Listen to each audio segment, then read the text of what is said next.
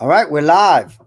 Thank you for coming back, everybody. Wherever you're watching this, whenever you're watching this, but it's the Entrepreneur Hours Friday. Today, my special guest is Leonardo Coello. Yes, I perfect. should start asking the guests before the show how to say their names. Perfect.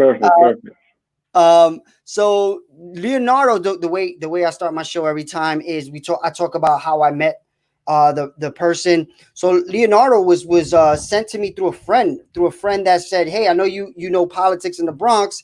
This is a guy I'm getting behind. I want you to find out if you can help him in any way." So I followed you and I seen what you've been doing, and I said, you know what, why don't you come on my show? Because I don't know you yet, and because of social distancing, we haven't even got to meet. Right. So I said, hey, before the election, let's get him on. So why don't you tell the audience what I like to call your origin story? Like, what did you do before you're doing what you're doing now?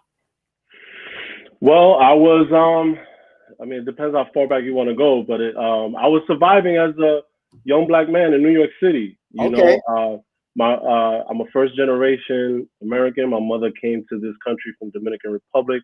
Okay. My father came to this country from Cuba, and both poor, little education, but they came and they pursued the American dream, and so here I am in New York. I'm a product of New York City public schools. I've been entrenched in my community since I can remember. I lived in Harlem. I went to school in the Bronx, Washington Heights. Like that's all been my community. I first ventured into like corporate America. I was a manager at a telecommunications. I'll show my age a little bit because when I was there, it was called Bell Atlantic, and then it switched over to Verizon. So most people don't remember Bell Atlantic. But I was there, and it was good work. I learned a lot, but I always had a calling for my community. I always had a calling to do work in my community, and I always felt like I was indebted to teachers and coaches and people that worked in the community because if it wasn't for them, I wouldn't be around. And so I got an opportunity to take an early retirement package. I jumped on that, went back to school. Wait, as a teacher? Mhm. Early retirement as a teacher? No. This is when I was still in Verizon. Oh, okay, as Verizon. Yeah, Okay. this is when I was still in Verizon. So they offered an early retirement package. I jumped on it, took it, went back, finish out my education, and I jumped into the community work, nonprofits, education, anything that I could do to help out, my community. So I saw on your website you've worked for Children's Aid Society Hmm. and Summer Youth Program. Hmm. Talk about that, because that experience is very interesting to me, because I was the same way. I started out at college. I did Children's Aid Society too, and Hmm. it pretty much changed the way I think. So Yeah. how'd you get into Children's Aid Society and stuff like that? So the Children's Aid Society was like the first nonprofit community job that I got when I left the telecommunication world, right? And I just went to them, through from a friend, was referred, and I told them, listen, I'll do anything. Like, is there anything that you want me to do? I just want to be here in the school helping out black and brown children. What do you need me to do? And so they allowed me to form like an athletic program. They allowed me to do some mentoring, some coaching. It was a great experience, and similar to you, it kind of was like the foundation to my community service work, And the fantastic thing is that it was the Children's Day was embedded in a school near where I live, and it's a community school, and they basically ran the school together, and the approach that Children's Day had to community development, connecting with families and the environment and making everybody in the community part of the children's education was exactly what I was looking for. And it became like my first foundation of how to give back and how to really structure programs to really have an impact on black and brown communities. That's really interesting that you say that. I never even thought about it till right now, but I did mine in Washington Heights, and it must have been the same thing. Like it was super connected, Children's Aid and school, and I never really thought about that. I guess that makes sense. Make the partnership as strong as you can all through the day, not just in after school. That makes a lot of sense. That's the model. That's the best model. You know, you have, because educating kids is difficult. You know, it's a difficult job. But then just as important is building the soft skills, right? And building their character and all these different things. So it's good to bring in an organization like a Children's Aid to come in and focus and develop those things, and the school focus on the education part. But it'd be a seamless connection though, with both sides understanding that one needs the other in order to be able to be successful. So the interesting thing about my experience with Children's Aid is it's still going on right now. It's pretty interesting, right? So I was in a class of maybe 20 kids and I was teaching them how to code. Only one kid really though took to what I was teaching, and literally the kid hit me up 2 nights ago. And he's like, hey, I see what you're doing.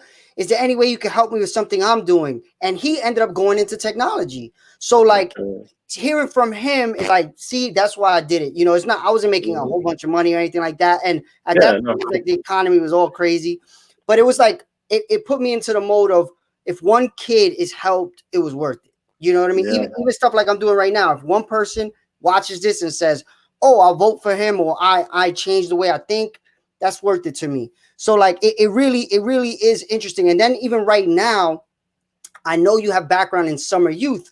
We're in conversations as Meta Bronx. I have a nonprofit called Meta Bronx where we're working with Children's Aid Society to help kids because they canceled summer youth, right? Yeah.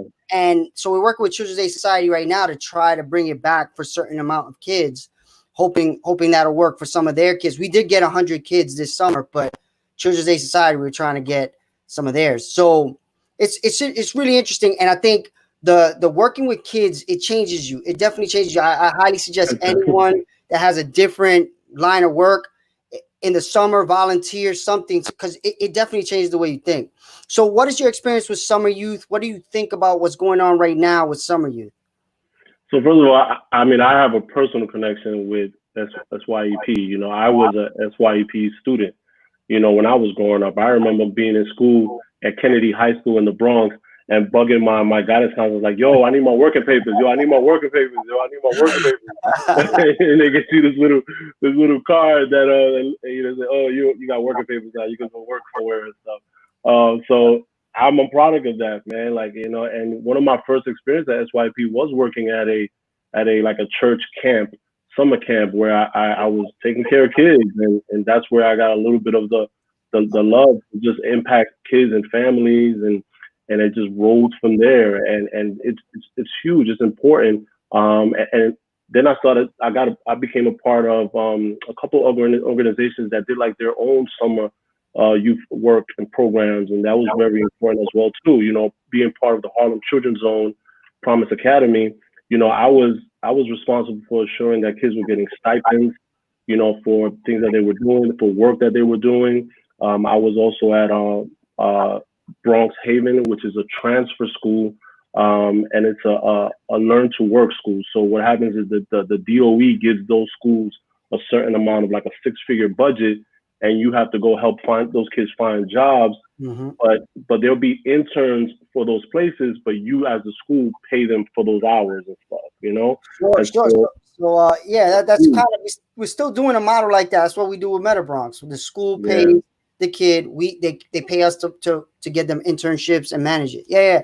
So that's a good model, because what I used to see was when I started trying to work with kids as a business, what I realized is it is a time sink that you don't get paid for, right? So I said, all right, this is kind of making it harder for me to run my business. So I said, how can I make sure that these kids want to come back? Because one of the major problems was, if you got a young kid coming to you as an entrepreneur and they're not making you money, how do you pay them? So I couldn't really pay them, but I was giving them real good experience. But their parents were like, you can't go over there if he's not paying you. And I'm like, how can I pay you if you're not making money? I'm not rich, you know? So we started to figure out how we can get the kids paid. And we started working with the schools, and then now the kids are being paid, and now it's a win-win, right? Absolutely. So that's very interesting that it's gone back that far. We have to go through all kind of hoops now. So tell the people now what you're doing. Well, like I said, I was in education for over 10 years. And, similar to what you said, right? Like working with children changes you, right? And during my time working in schools, my connection was really with the parents and the scholars. Like I'm not a teacher by certification, but I've been a school administrator. So my for over 10 years, my kind of role has always been to bridge the cultural gaps between the community, the students, the families, and the educators. You know that, in the education system, there aren't many people that look like us, right? Black and brown. There are not that many black and brown teachers, school leaders. And so there's a gap there when it's like when you have to educate a child, you have to really know who that child is, what's their background, and then it makes the education process work better.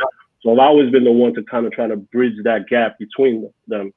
And working with families, man, like you have some honest conversations, man. Like when you're the one that's impacting the most precious item that they have in this world, when their future and everything is in this child, everything that they're doing is focused on this child, and they know that they need you to help them with that process. That's a large weight on a person, because you're basically making decisions that are impacting folks generationally, right?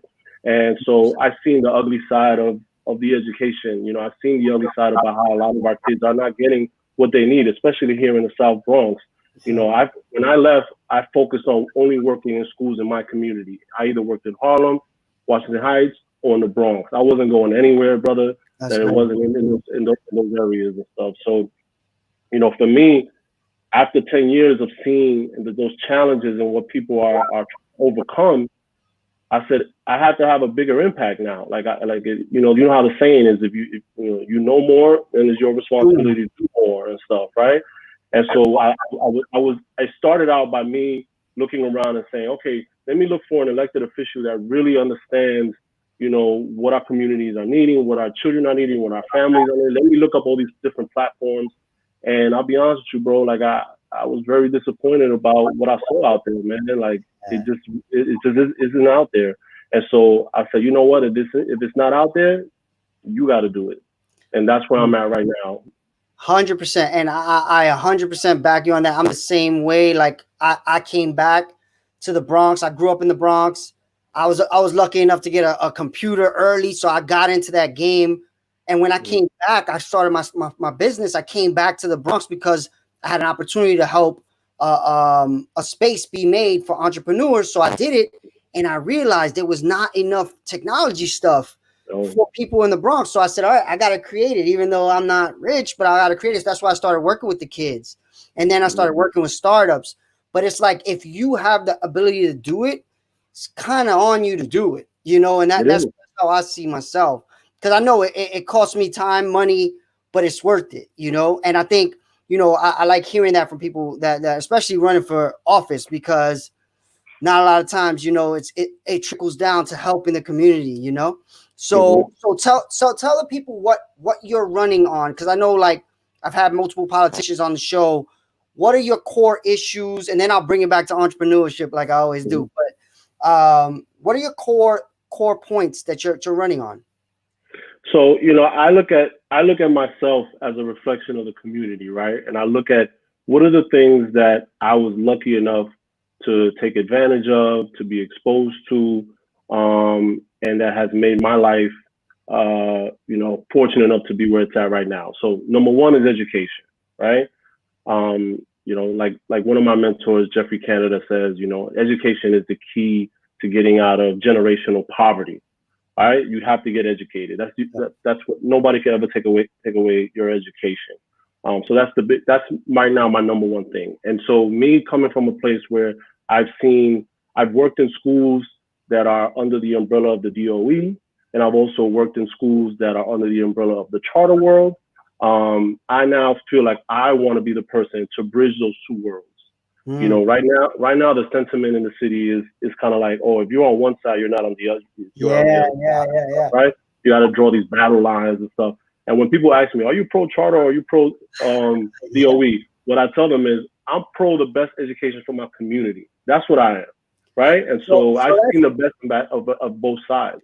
So before you get to your next point, I get a unique vantage point with that, because at Meta Bronx, we do the same thing. We're working with public schools, DOE, working with charter schools, which are DOE too, but then we also work with private schools like Riverdale Country School. And we got that nexus of, okay, all three of you guys, through us, let's figure out how to help everybody, right? Because the private schools have enormous resources and they are willing to give it to the community. There's not really a platform yet that easily allows them to do it. And charter schools, similar. Charter schools, like right now for our summer youth, we were able to get charter schools because they have budget for it, versus the DOE kids get screwed because summer youth was canceled, you know? Right. So what we're doing is we have in Riverdale pay for some of the kids that got screwed out of the DOE shutting down, right? So we're creating these relationships, but I totally agree with you that there needs to be more like connection between those worlds and passing of information, because everybody's learning different things, but one type is really getting the worst of it, and that is the DOE side. I can't agree with you more, brother. Like, you know, everything is, and it's just not just resources, right? Of course, sharing a resource is fantastic, but there's also things like teaching practices and like it's always good to look to what the other person is doing successfully. You know, it hurts me to see a school that's in my district unfortunately kids are failing at a high rate their state exams, and then 2 blocks down, either a charter school or a DOE school, all of the kids are passing. And I'm like, we're serving the same community, brother. Like we're serving the same kids. And so why wouldn't we be able to merge those two and say, okay, what are you guys doing right? What are you guys doing? What can we learn from? And bridge all that stuff together? Absolutely. 100%, 100%. So tell the people where exactly you're running. How can they vote for you? When? Because I know it's all kind of craziness right now with this COVID and how people are going to vote. What's the call to action? I know I got your website. I'm gonna put it up right now. Check out the website, but tell people, how they can vote for you. Well, I'm running for City Council District 16 in the Bronx. And so that's considered like the Morrisini area. That's considered the Grand Concourse Village area. That's where I grew up. I grew up on 57th and Shakespeare, like right on Concourse. Yeah. Right. So you know the area, right? So that's District 16 City Council. That's where I live at, brother. That's where I've lived at for over 15 years. Okay. I was fortunate enough to get lucky and be able to purchase a home in the area. I raised my 2 kids there. Nice. I built a family. So I'm not going anywhere. I'm completely invested in this community, and that's why I felt I had to do it. At the moment, my campaign is going for till 2021. The election for me is June 23rd, 2021. That's the primary. Oh, you got time. All right. I do got time, but I felt it was important to jump in really early. I've been campaigning since last year because I thought you were coming up now because I've seen you campaigning. Yeah. I jumped in this 2019 and I said, you know what, this is going to be my life's commitment in order to really have an impact. So much so, to be honest with you, brother, like I'm not even returning back to the education system after this month. Like I'm going full steam ahead to campaign because it just means so much to me right now, brother. Like I have to do it, especially after, the pandemic, especially after, the uprisings and all that. I'm like, I have to do this. This is a crazy time in history, man. This is like, and then in the South Bronx, there's this moment. I call it. It's kind of like the tidal wave of gentrification is here, right? And that area is gonna be hit one of the hardest. The Mott Haven is already, pretty much gone, but that area where I grew up, I already see the writings on the wall, and we need people like us to be in those positions to like keep people in their homes, because what happens when those prices grow and all that stuff, it starts to become impossible to stay. And what do? You got to where do you go after the Bronx, right? Like, so it's a tough time. It's a real important time to have leaders who look like us in these seats, because what's gonna happen is let me tell Brooklyn. you, bro. Let me tell you, it's happening, and it's happening quick. Despite my youthful looks, I'm about to turn 45 years old in September, and so if you want to talk about gentrification, I was born and raised in Harlem. So in 1975, you got the 80s, the 90s, 2000s. So I've seen what happens to a community from where it was the crack epidemic, the pulling of social services, everything and then all of a sudden you see this first Starbucks, right? And you're like, whoa, what's this and stuff, bro? And then all of a sudden the community starts to change, but then all of your people in your community are left out of that, right? And so like you, I'm starting to see that now in my community again happen. So now I'm like, no, I know what's going to happen because I experienced it. So I have to make sure that people are not falling out of it. So my story is crazy. My parents grew up in Harlem, but they moved to the Bronx when I was born. But they had more resources and friends and family in Harlem, so I went to school in Harlem, and I saw the same thing. I saw when the luxury apartments went up, and it was like, oh, white people coming, and then you look up, Clinton has an office on 125th. I was there when he opened the office, and I was like, whoa. And then it's just like, but it's not as bad as Brooklyn. I feel like Harlem didn't get the gentrification as bad as Brooklyn, but I could see the Bronx getting that because the Bronx is the connection to upstate, right? If the Bronx is gentrified, upstate and the Bronx are a good match, So I really think the Bronx is going to get probably like Brooklyn level gentrification. yeah. They consider the Bronx the last land frontier in the city, right? Like this is the last place where there's land to scoop up and to develop, and people come in and invest and basically leave us out of it. I think it's kind of already too late, to be honest. I've been looking around as a nonprofit, as a for-profit, because one of the biggest things we see is as a nonprofit, you have to raise money to keep your lights on, right? Yeah. What happens as the rents go up, though? You have to raise more money to pay rich landlords. Yeah. So what's happening now is the rents are growing like crazy. So how does a nonprofit that helps the community stay in the community if it costs 4 times more to stay in that community? So you got to raise more money just to help less kids, That's where your elected officials come in, right? That's why we got to get elected officials that understand that challenge.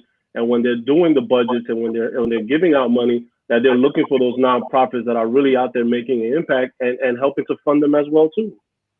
Yeah. I mean, we've been playing that game, but it's kind of not enough. And to be super transparent, these councilmen and stuff like that, they can give a certain amount. You can't give.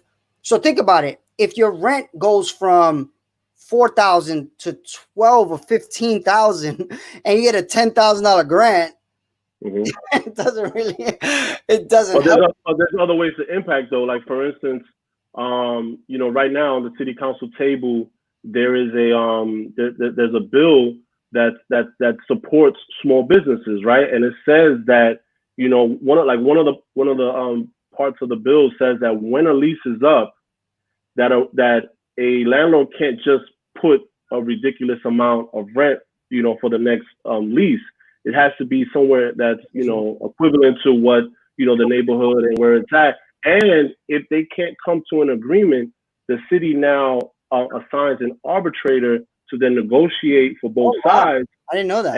And be able to get to some sort of resolution that's fair for both sides, and also make sure that lease is at least a 10-year lease.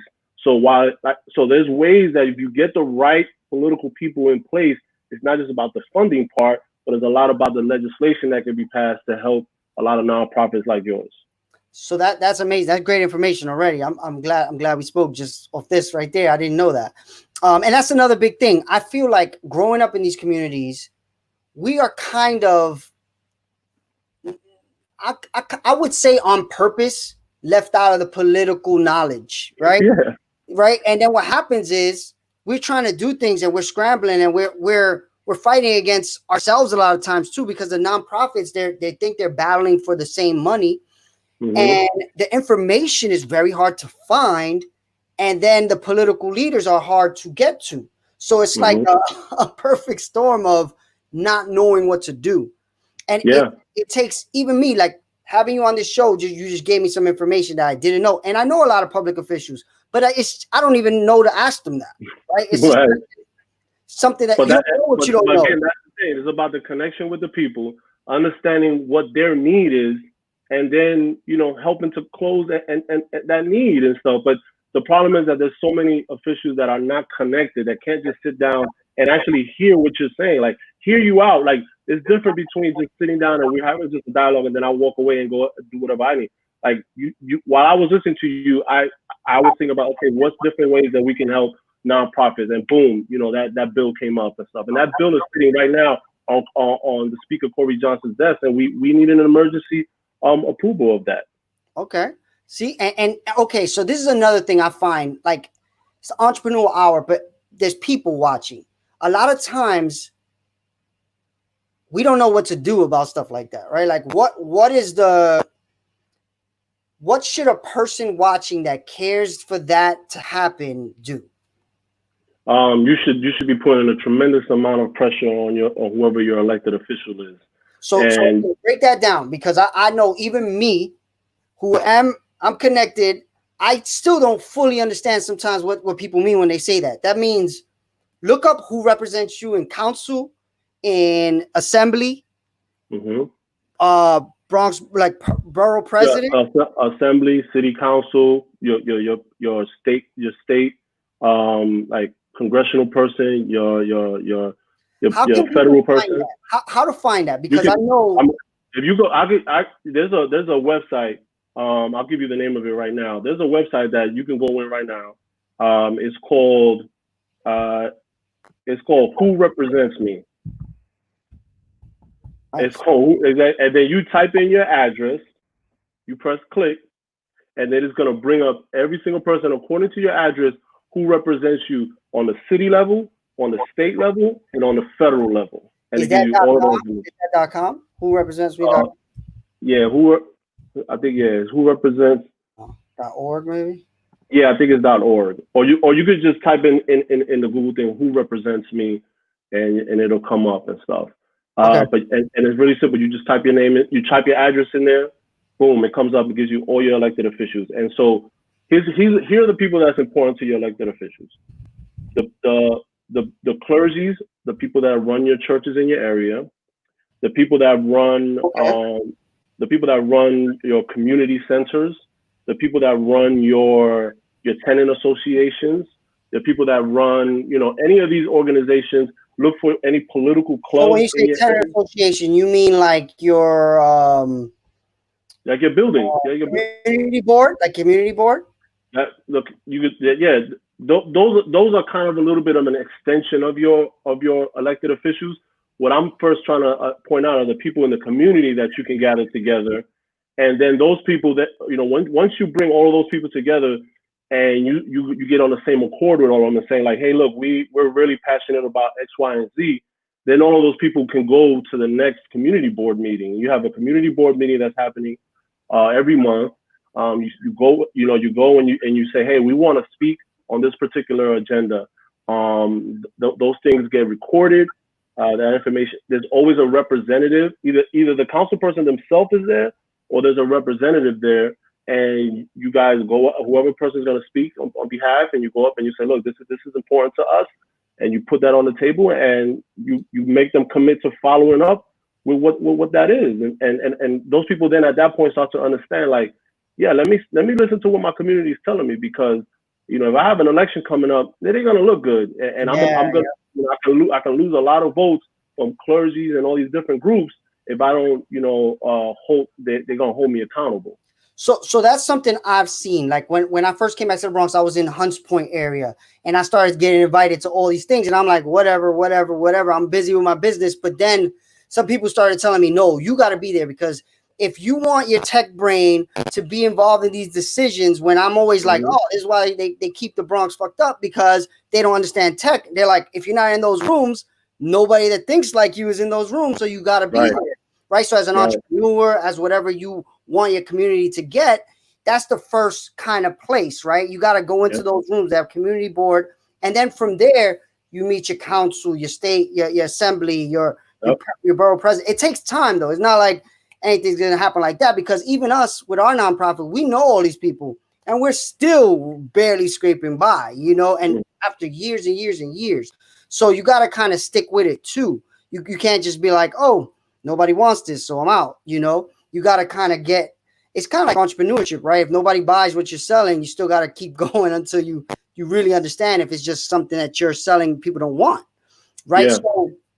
So okay, so you go to your community board meetings, you call, that's another big thing, like calling the office of whoever represents you, right? Is another big one. Calling, emailing, you know, asking to get on that elected official's calendar. You know, they should have an open door for you. You know, like one of the things that I'm talking with my team, you know, not only am I planning the campaign, but I'm also planning of how I want to be a different type of city council member. Like I want a complete open door, you know, type of office, you know, and I want the community to know what days, what time are they able to just come in and have a conversation with me. I'm gonna give you a tip I give every politician. I tell everybody what I think they need to do. Let's see who does it. I think the politician that has a text message service that connects straight to them, and I'm not saying give your actual number, but you see these artists and celebrities creating these text message services. If I can text you and be like, I don't know what to do about this, and you text me back, that's the most frictionless way I can see doing technology. Because I'll tell you from my experience, making an appointment, going to the office, making the schedule, it just makes it not happen. But if I could just, hey, what can I do about this? Here's what you can do. And it don't even have to be you who answers. It could be people on your team, right? So it's something I've tried to get community boards to do. I've tried to get politicians that are running. And so now a few of the friends that I have told this to that now are getting elected, I think they're going to do it. But I think for someone like you that's running, I think early enough, if you start telling people, look, text me here. You don't got to give your real number because some people are crazy. You know, text me here and I'll tell you what I can do for you. I don't know, but like I'll look into it. And if you start doing that for people, they're gonna be like, all right, this guy really cares about what's going on, you know, in our community, which I can already see from this interview. You have a lot of experience in areas that actually matter in these communities, the kids, the school. So to me, having that frictionless way of interacting and giving information back, that's one of the biggest problems in these communities, right? You don't know, and you don't even know who to ask. And like I just, I'm pretty connected, and I didn't even know who to ask. So imagine a person that just doesn't know anything about the system. What do they do? So to me, that is a big thing that if it were me, if I was running, I would literally be putting posters out that say, text me your question. I'll try to help you.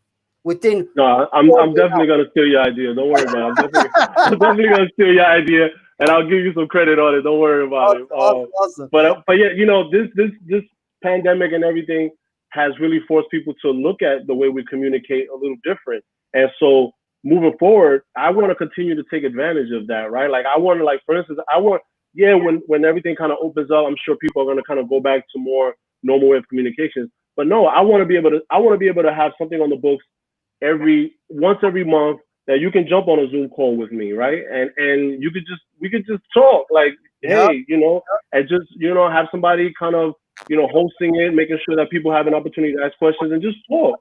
I'm glad you said that, because you see the system that I got going right now. I've told every politician I know running that they should be doing this, because what this does is right now we are live on Twitter, Twitch, YouTube, Facebook. And if you have a LinkedIn account, you could be on LinkedIn as well. Right. At the same time, getting questions answered. You could jump people on the same way you're on. I honestly believe if you're doing that and you show the connection, like you said, the connection to the community, which right now politicians pre this, it was really hard to find them and get in touch with them. Some more than others were easier to find, and those are the ones that are on my show because I'm able to get to them and they answer. But ones that are not, it's tough. So imagine when they get into office, it's gonna be even tougher. So definitely what I think is if you start laying the groundwork for saying, look, I'm accessible and I always will be. You see now, even AOC, she has a show. She has a coffee with AOC thing, right? I think that is the future of this world, like showing that you are connected with the community and you're listening to them, and they have access to you, and you got to figure out how to do that with the real, like they can't like be at your house, or calling you because they will. So you got to have this layer of, and that's where I think the text messaging and all that stuff will help. So, all right. So you're running. I know I cut you off on your points. What other points are you running on? So like I told you, I kind of mapped things out of what's been the most successful things for me in my life. The biggest event that I've had in my life, besides my kids, was the opportunity to purchase a home at basically a young age, you can say, in my mid to late 20s. I took advantage at the time when there was the housing bubble. I was able to jump in at the time. I was, like I said, I was at Verizon, so I used my my retirement fund. I withdrew from there to put a down payment on the house. It's a 3-family home, so I do have some passive income coming in as well too. But it was probably the most important decision that I've ever made, in terms of me and the future of my children as well too, right? Because you're talking about now wealth that you can accrue and pass down to family and your own land and all those things. So I look back and say, my mother could have done that. My mother worked enough to do that. Yep. And even if she, my mother was a beautician and worked in a salon, raising all of us. But my mother would have got that mortgage paid. But you know what? My mother didn't get that opportunity. And how much different would my life and my sister's lives would have been if my mother had that financial cornerstone of being able to be a homeowner. And that opportunity is critical in our community and stuff. Homeowners as well as affordable housing are to me is the most critical thing right now. And so that's the second platform that I really need to push for and make sure that people are able to either own or make sure that they're living in a certain situation where they can save money, put their kids through school, college, or whatever, and not 80% of it going to a landlord. Which is a problem already, right? The Bronx is already the growing rents. It's already a problem, right? People are, like you said, 80% of their salaries going to rent. So there's no way you could save at all, right? So that is a huge problem. I don't know how you solve that. Good luck. I hope you get in to figure it out, because I don't know how that's going to get fixed. I'll give you a couple of talking points. You have to be able to set up a system where if these people are coming in to develop into our borough, they have to be able to set aside a certain amount of apartments for people that are living under, the means, like the wage means, low income. They got to be middle income, and then the other ones you can rent out anywhere you want. So we have to be able to hold them. So I'm going to tell you, when they bring me to those meetings, I'm the guy who's going to say, because I don't care. I'm not working for nobody. I got my own company. Right? So I'll literally, my pushback to that is, yeah, but you'll bring in a developer that has, let's say, 100 units and 10 are low income. And it's right. But that's why you got to add the percentage in. It's about the percentage of apartments. So whatever you build, 60% of that has to be for either low income or people living 60. On 60%. All right. That's pretty. I don't know. That's not normal, right? 60 is definitely not normal. No, but it's not that it's normal. That's what we got to push for and stuff, because why our people, when the rent and these people, then the same thing is going to happen what happens in Harlem. Yeah. That apartment, my mother's in an apartment that she's been in for over 50 years. The landlord is dying for her to get out of there because, it's this 3-bedroom, 2-bedroom apartment or whatever, and he's Yeah. dying for her to get out because he wants to rent it out for a huge amount of money and stuff, you know? Mm-hmm. But he's doing all right because he's rented out a couple of the other apartments for an extremely large amount of money and stuff. Yeah. So if he's surviving and he can do that, then they can survive on 60% here in the Bronx as well too. Another thing I want to see them do is I want to see them when they bring in these community, like let's say this developer is going to bring in a building. They should also have to invest in the community, like in the nonprofits in the community, because what happens when they come in, they bring the rents up, and these nonprofits got to go. Absolutely. And to me, it's like one of the things I was hoping the Bronx would do is force the developers to buy the nonprofits their buildings, like buy them a building close by and say, okay, as the rents go up, you're still there.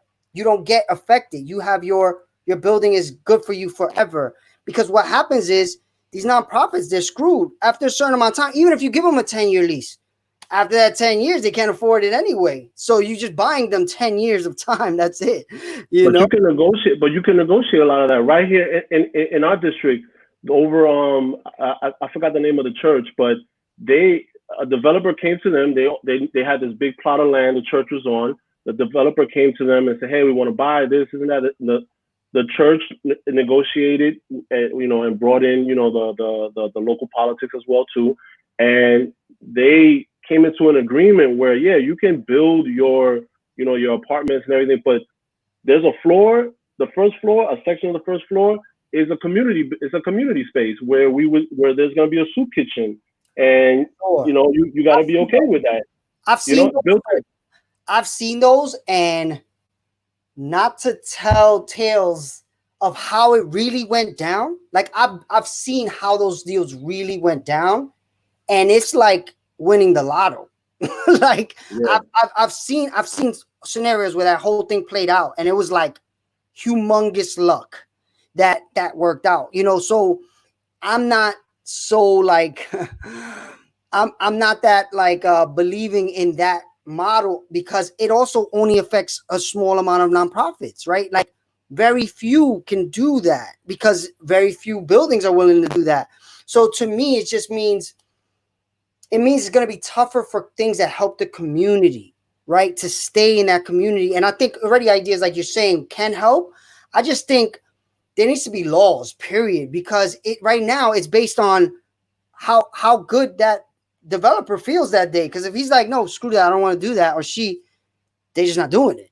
But it's not just legislation; it's also creative thinking, right? So I'll give you an example. That Yankee Stadium is in the middle of my district, right?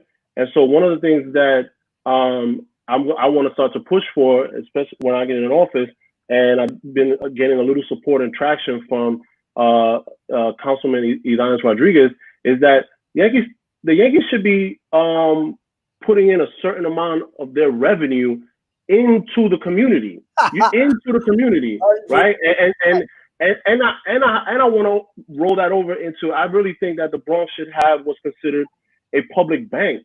There's a lot of cities that you can look up that have public banks, right? And that public bank, its sole focus should be to give mortgages to people in the community and help support nonprofits.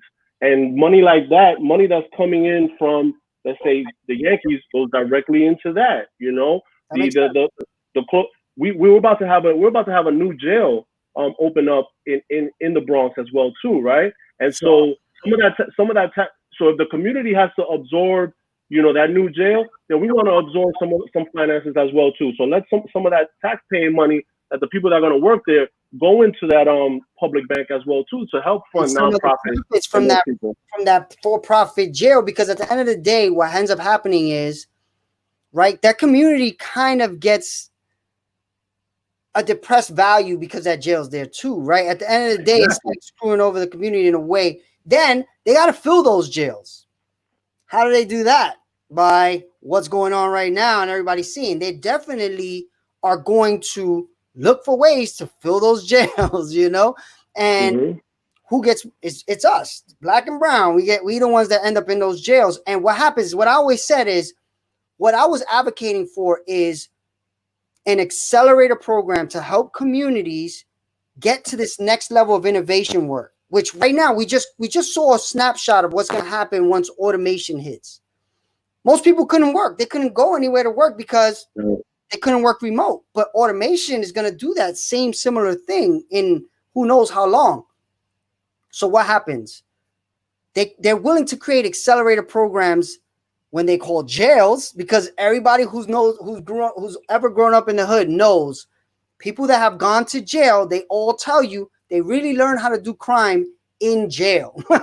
So it's an accelerator program, and they're willing to spend hundreds of millions of dollars on those, but not on the ones that will actually help the community with technology startups, teaching kids how to be in this innovation economy, teaching entrepreneurs how to be in this innovation economy. There's entrepreneurs that make a lot of money right now, but have no clue about technology, and some tech startup is coming and it's just gonna wipe them out, like to the cab companies, and they're just sitting lambs. They're like lambs waiting for slaughter, and they have no power or no way of getting into that world because the community is not giving it to them. So to me, it's like, when I see that, it's kind of like, ugh. But again, we need politicians to really understand that side of things, which who knows if they do. So, all right, we got about 15 more minutes. What else should we talk about? Anything that you could ask me, or anything that you think we should be talking about that will help you and your audience? Anybody vote for you? Well, I'm on here. It's not so much about voting for me. I just want to get a message out, especially to your viewers that are kind of focused on entrepreneur, and I appreciate the work that you do getting that information out to our communities, because it's really, really, really important. But I want to make a comment of just kind of bridging the importance of it with the uprisings that are happening right now in our communities, right? And so the uprisings that are happening are absolutely important. I don't care what anybody tells you. You can look historically. It's always the first phase of when real change happens. The uprisings need to happen. But the next step is going to be, the real work that, people like yourself and entrepreneurs are going to do. Because ultimately, people have to remember the reason why Black and brown people are treated the way that they're treated by law enforcement is because we can't really kind of impose any type of consequences to them, right? And so if that's why you never really see police, impacting other communities, because they can have financial consequences on NYPD and a lot of members, when it comes, because they're a strong financial block. They own buildings, they own land, they own businesses, they own all of these things, and so people think twice about impacting those groups. And so that's why I think the entrepreneurial work that you're doing is so important, because it really is the next step.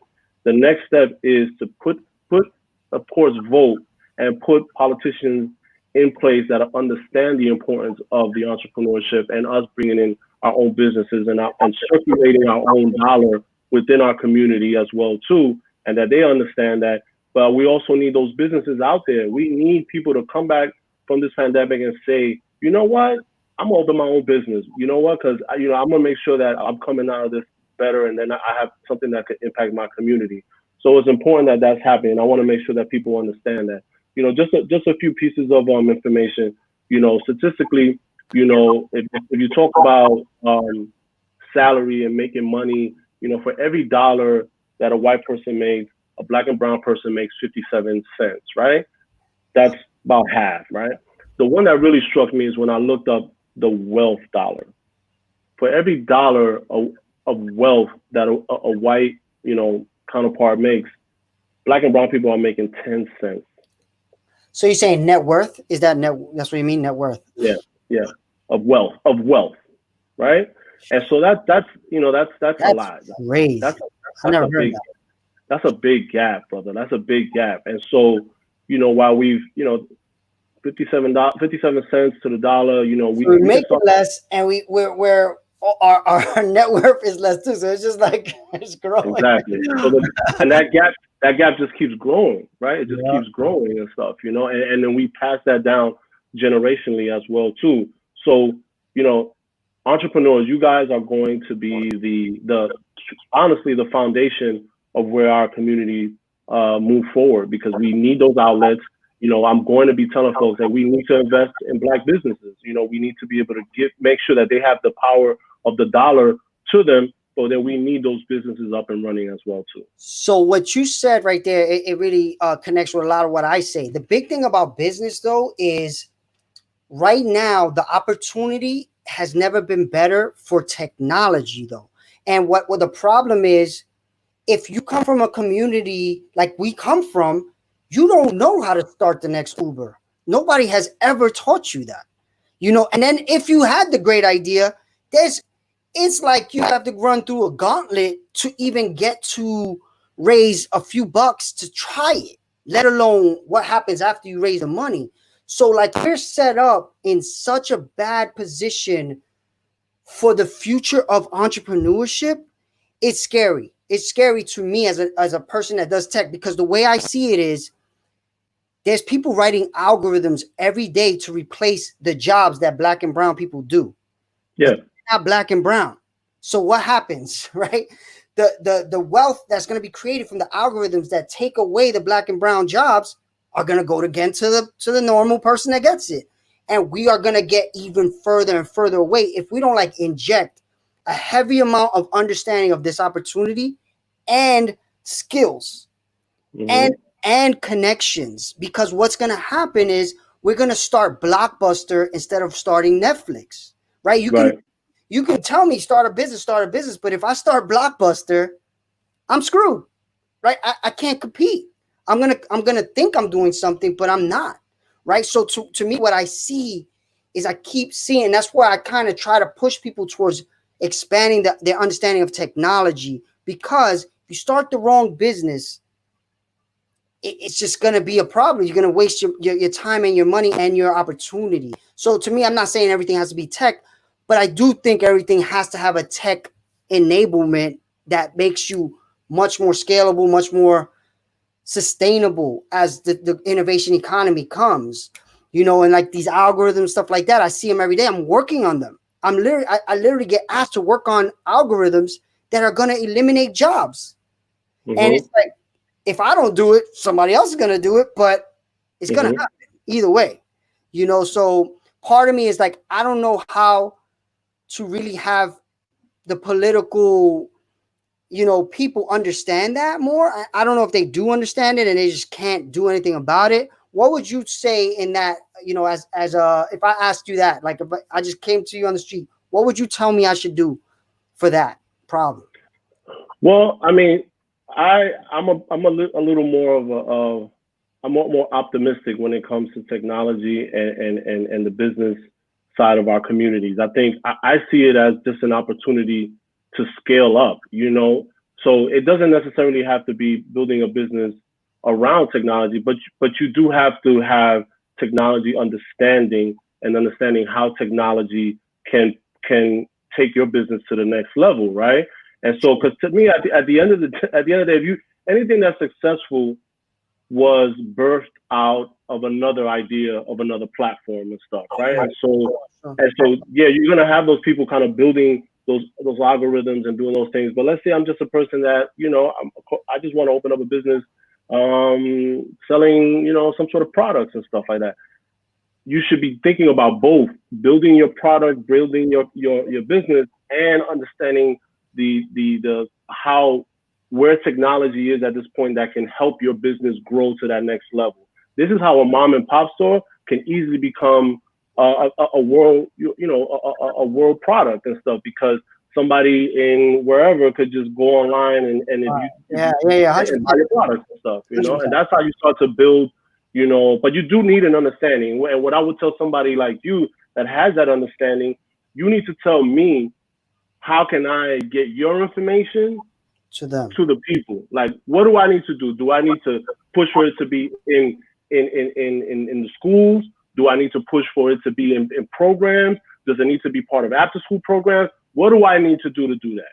Sure. So what we've been doing with MetaBronx is we working with the schools, but and we work with specific entrepreneurs. The big thing that I've literally been in meetings with the Bronxborough president, everybody you can think of, and I say this all the time.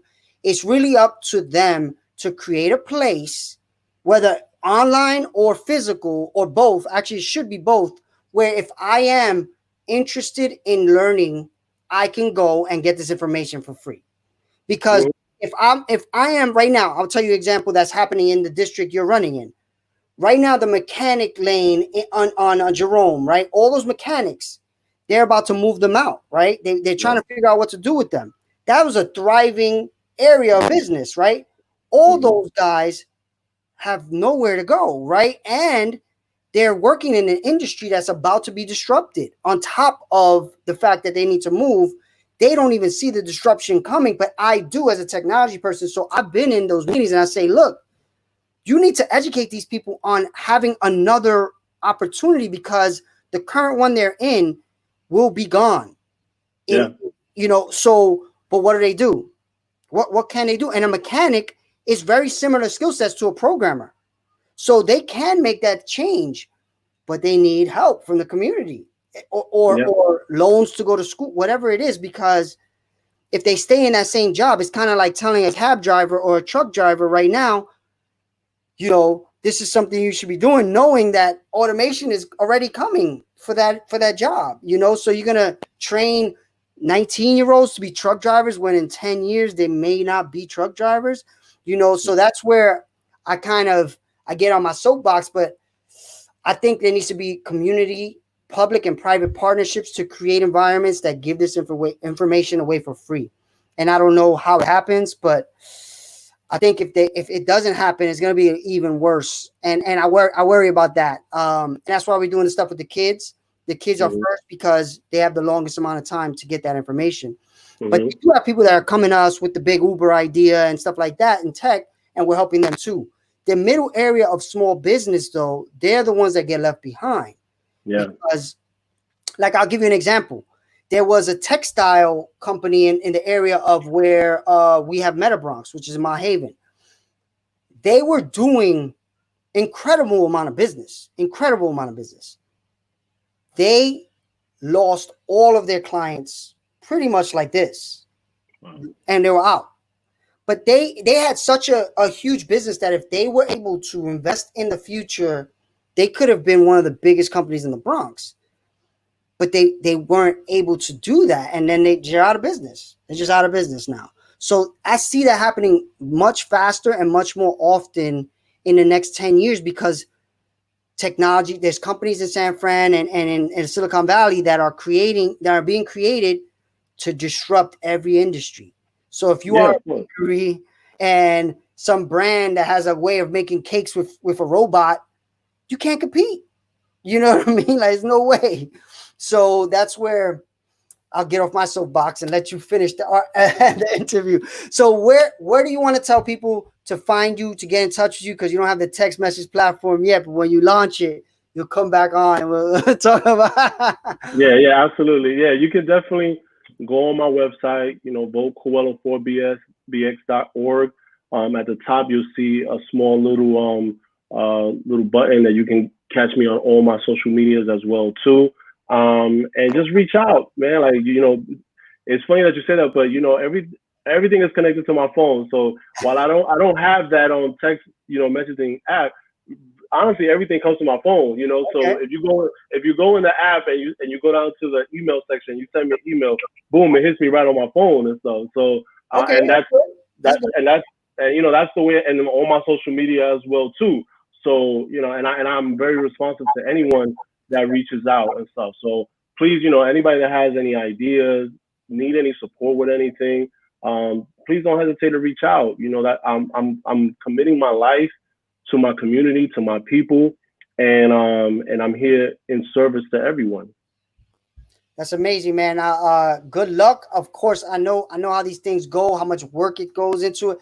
And to be honest, it is like entrepreneurship. Like you creating this campaign and now having to figure out for the next however many months how to get elected. It's entrepreneurship. So good luck. Any way I can help you, same way, reach out. And thank you for coming on. Have a good weekend. Anybody that's watching, please, and you're in his district or not, reach out and see how you can help. And thank you for your time. Anybody watching, and you for coming on. All right. Thank you, Leonardo. Thank you, brother. Thank you. Be in touch, man. Thank you. All right. Bye-bye. Bye.